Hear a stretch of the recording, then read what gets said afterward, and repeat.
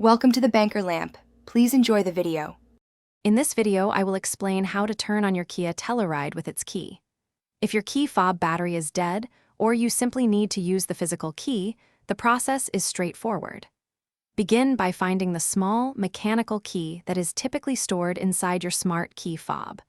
Once you have it, insert it into the keyhole on the driver's door handle and turn it to unlock the vehicle, gaining entry. Now that you are inside, it's time to start the engine. First, ensure your foot is firmly pressing the brake pedal. This is a crucial safety step for starting any modern vehicle. Next, take your key fob and place its top end directly against the engine start/stop button on your dashboard. This allows the vehicle to detect the keys signal, even with a depleted battery. With the key fob pressed against the start/stop button and your foot on the brake, simply push the engine start/stop button as you normally would. The car's system will now recognize the key, bypassing the need for a strong wireless signal. Your Kia Telluride's engine should now successfully start, enabling you to get on your way without delay.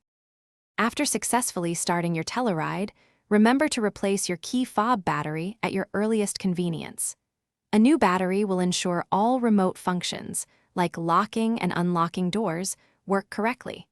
For any further questions or model-specific instructions, always consult your vehicle's owner's manual.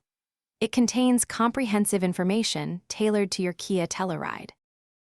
Thanks for watching. If this was helpful, leave a like and consider subscribing. See you next time.